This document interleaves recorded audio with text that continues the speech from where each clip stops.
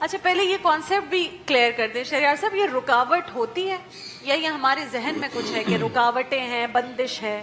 بسم اللہ الرحمن الرحیم، اللہم صلی وسلم وبارک علی سیدنا مولانا محمد وعلی آلہ وصحبہ وبارک وسلم۔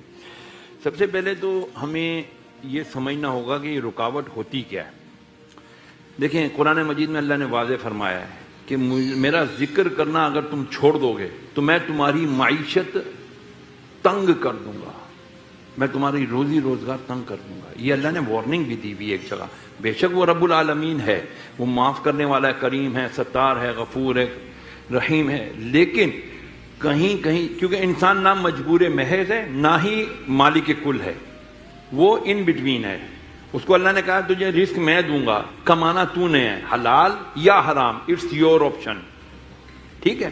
اچھا اب یا اللہ ہم پر یہ مشکلیں کیوں آ رہی ہیں؟ لا یکلف اللہ نفسا الا وسعها، میں نہیں ڈالتا کسی جان پر تکلیف اس کی طاقت سے زیادہ۔ تو یا اللہ کیوں آتی ہے؟ لہا ما کسبت وعلیہا ما اکتسبت، ارے تو جو کرتا ہے، جو تو کسب کرتا ہے، جو تو کام کرتا ہے، اسی کا تو اجر تیرے کو ملتا ہے۔ اچھا کرتا ہے اچھا رزلٹ ملتا ہے، برا کرتا ہے برا رزلٹ ملتا ہے۔ یہاں سوال کریں گے کہ جی ہم تو کسی کا دل نہیں دکھاتے، ہم تو کسی کا برا نہیں کرتے، پھر بھی ہمارے اوپر ہی آتی ہیں۔ دوسرے کیا کیا کرتے ہیں، پیتے پلاتے ہیں، کرتے کراتے ہیں، ان کو تو کوئی پکڑ نہیں ہوتی۔ تو وہ اللہ کی ڈھیل ہوتی ہے، ڈیل نہیں، ڈھیل ہوتی ہے۔ اللہ ظالم کو ڈھیل دیتا ہے، کب تک جائے گا؟ پھر ایک وقت آتا ہے اللہ کھینچتا ہے۔ تو ہم اس وقت سے ڈریں کہ کہیں اللہ ہم کو ڈھیل دے رہا ہے یا اللہ ہماری آزمائش کر رہا ہے۔ اگر اللہ ہماری آزمائش کر رہا ہے it means we are in the good books of اللہ۔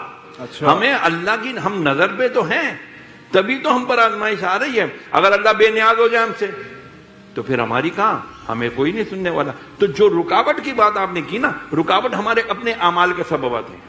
لا تنسا ذکر اللہ، اللہ کہتا ہے اللہ کے ذکر سے غافل نہ ہو۔